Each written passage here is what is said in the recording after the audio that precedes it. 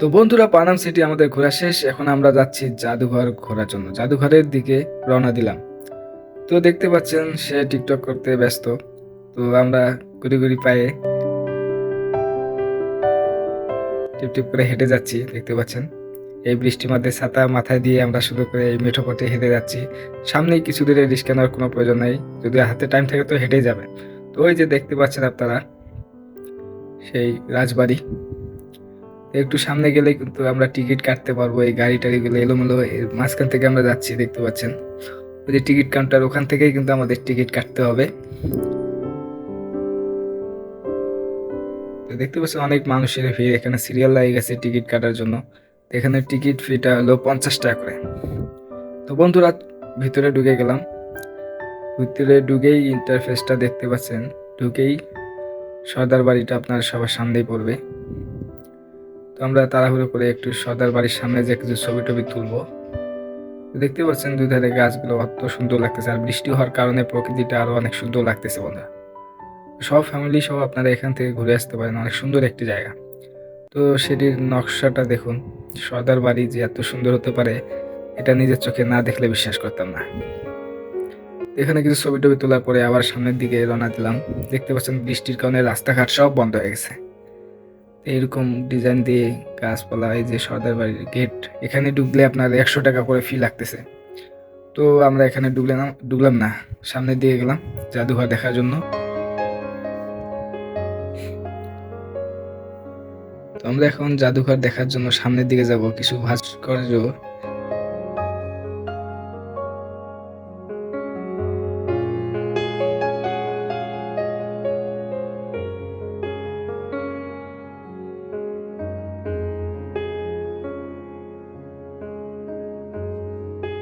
দেখতে পাচ্ছেন জয়নুল আবেদিনের একটি ভাস্কর্য এখানে তৈরি করে রাখা হয়েছে, এবং তার কিছু আর্টিস্ট এখানে জাদুঘরে আছে। তাকে স্মরণ করে এই ভাস্কর্যটি তৈরি করা হয়েছে। একটু সামনে গেলেই বাম সাইডে দেখতে পাবেন কুটির শিল্পীর কিছু কাজ, হাতে তৈরি করা বাঁশের অনেক কিছু, এখানে খাঁচা, হাঁড়ি পাতিল এখানে তৈরি করা আছে, দেখতে পাচ্ছেন। তো এই জাদুঘরে আরো অনেক কিছুই দেখতে পারবেন, পুরো ভিডিওটি দেখুন। তো অনেক দর্শনার্থী আসছে ঈদ উপলক্ষে ঘুরতে, ঠিক আছে। তো আমরাও চলে আসছি কুরবানি ঈদের ছুটিতে। এখানে দেখতে পাচ্ছেন অনেক পণ্যের নাম লেখা আছে ডিটেলসে।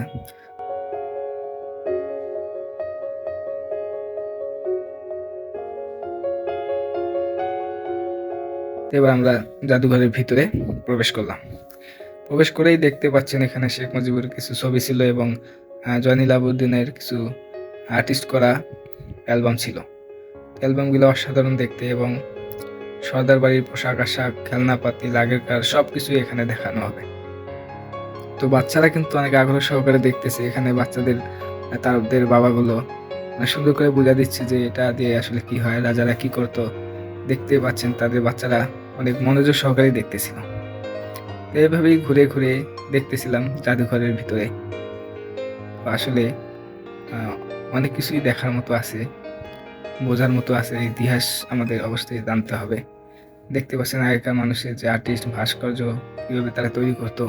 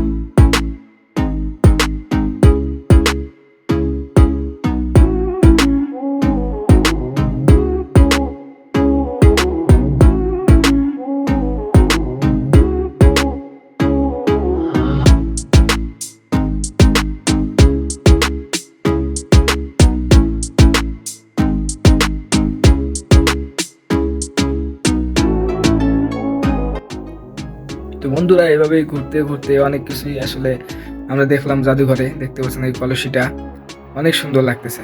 তো আপনারা সময় নিয়ে আসবেন এবং ঘুরে ঘুরে দেখবেন। এবং জাদুঘর থেকে বের হয়ে একটু সামনে হেঁটে গেলেই কিন্তু এই বিশাল পার্ক, এখানে বাচ্চারাও খেলতেছে, শার্ক দেখতে পাচ্ছেন। আর দূরে কিছু মানুষজন তাদের বাচ্চাকে নিয়ে অনেক আনন্দ করতেছে।